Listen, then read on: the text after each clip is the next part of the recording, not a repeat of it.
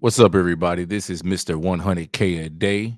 And today on the biggest hater in track and field is I'm going to be talking about Edwin Moses, the Edwin Moses Legends meet. Now, this past week we had the Edwin Moses meet, and there was $1 million payout for a particular event. Now, I'm going to let you guys hear it out of the horse's mouth exactly how this payout worked.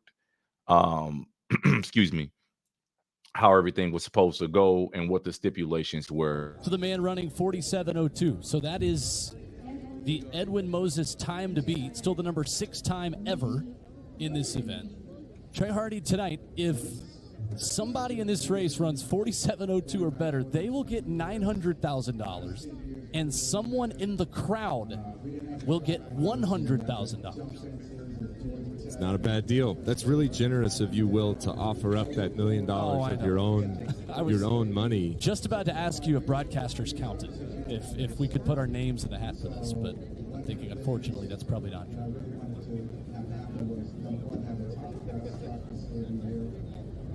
So that is the personal best of Edwin Moses. So they're going to have to hit it exact. I'll specify here, and I'll get this right. There are hundreds of thousands of dollars on the line. This is something that I want to get correct. If the winner runs 47.02 on the dot, not 100th higher or lower, then somebody sitting here with us in Atlanta tonight is taking home a smooth $100,000. And the winner would take $900,000. So guys, that is the stipulations for the in order to win that $1 million. Clearly the winner has to run exactly 47.02, and if they don't run exactly 47.02, then nobody wins, and somebody in the crowd allegedly is supposed to win $100,000 based upon this. So let's see how this race ended, y'all. Let's just see how this race ended. 100 meters, running blind on the way outside in lane number 8. Smith with Rosser gaining ground. Bailey and Smith on the inside are battling.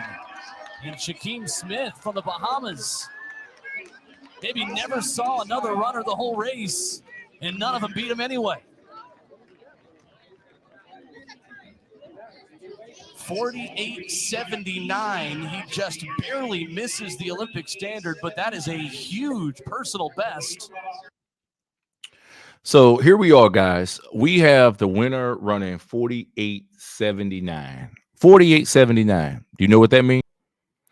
That means that these guys were more than a second and a half off of what was required to be ran in order for anybody to win that prize money.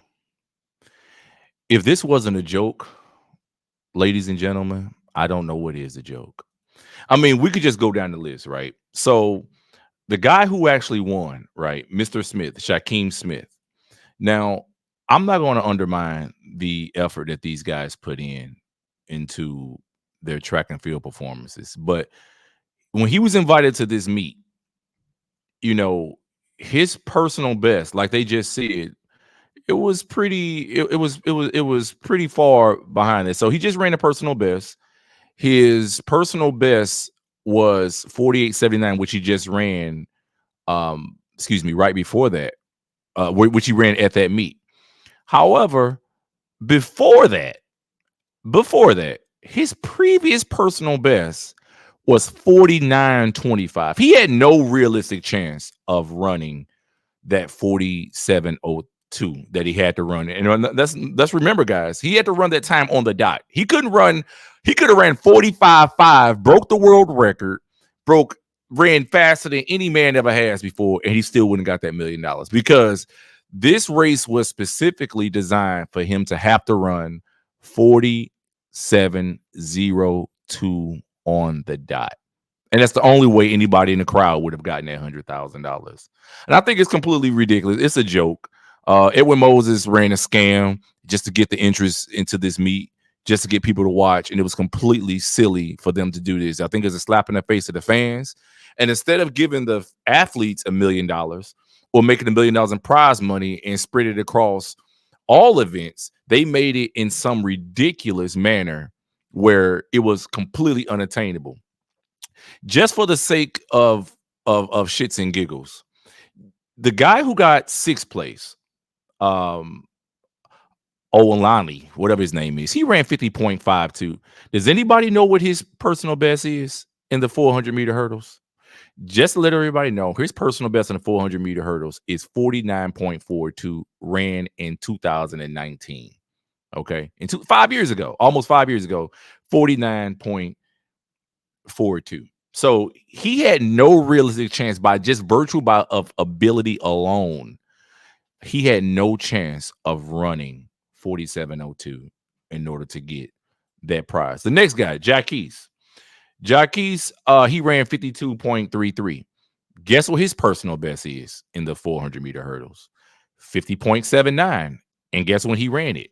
Last week. That's his personal best. These are the people that they invited to this meet to try to win this quote-unquote $1 million. They didn't invite DeSantos. They didn't invite Ry Benjamin. They didn't invite Warholm. They invited some 49 and 50-point guys who were completely out of the running in order to obtain this record. So the fans, nobody had an opportunity to win this $1 million. This was a joke, a complete joke. And this is how they feel like they're going to try to promote track and field. Now, Malik didn't show up. He didn't sign. But guess what? It clearly says Malik DNS. But when I do a simple cursory inspection of what Malik's personal best is in the 400-meter hurdles, voila, 48.89, almost 2 full seconds off what he needed to run in order to win that prize. And he ran it 2 years ago. It's not like he ran it this year. It's not like he was on a hot streak. He had no chance, and he didn't even show up. So on to the next person. James Smith. He ran 49.40 in this meet, in this race. And guess what his personal best is? 49.21. Last year, he had no chance, like I said, of running that time in order to win the $1 million. Aldrich Bailey. What did he run? 49.19. He lost the race. Guess what his personal best is? Now, I like Aldrich because he has some decent sprint times. He has a personal best of 10:28, ran 10:19 legal in the 100, but that was almost 10 years ago. He ran it 9 years ago. So I guess he's moved up now to the 400 meters and 400-meter hurdles. His personal best is from 2021, 48.55. 48.55. So he still more than likely was not going to run 47.02 even on his best day. So which also moves me to Mr. Rosser, Khalif Rosser. He got second. He ran 48.99 in this race. However, his personal best coming into the meet was 47.59. However, that was ran 2 years ago. So that is basically the sum of everybody. And of course, I forgot the last guy, Corey Poole. Corey Poole ran 49.71, and his personal best before this meet was 49.42. So with that being said, he had no chance of running 47.02 in order to win the money. So also we got the guy who actually ended up winning in the end, and this is the young man from the Bahamas. And as you can see, he ran 48.79, which was his PR. Before that, it was, like I said, it was 49.25. So realistically, okay, he knocked a half a second off his personal best, but he still was almost 2 full seconds away from running the time that was necessary to win the prize and for the fans to win the $100,000. So with all that said and done, ladies and gentlemen, with all that said and done, it is my contention, it is my absolute contention that nobody at that meet had any realistic chance of winning that money. Nobody did. It was a complete scam. Edwin Moses, the meet was a scam. The event was a scam. It was just done for ratings and just to make people watch. But it was no chance. Absolutely no chance. And this is why the sport sucks. Because nobody stands up and calls attention to this type of behavior. It's ridiculous. It's an insult to the fans. It's an insult to the athletes. And people should at least stand up and say something about this.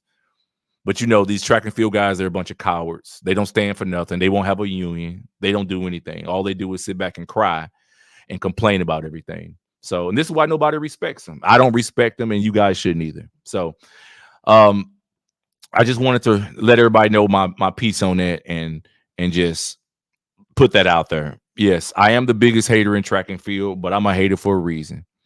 And it's not hating if you're telling the truth. Everything I said was facts. So there you have it, guys. Your hero, Edwin Moses. You know, he snitched on everybody about drugs, and he's a big time drug guy who wants to get a lot of people busted and take food out of people's mouth because he's more interested in having a clean sport than having great performances. Okay. So this is the guy you guys worship. So good luck with that. Until next time, this is the biggest hater in track and field. Peace, y'all.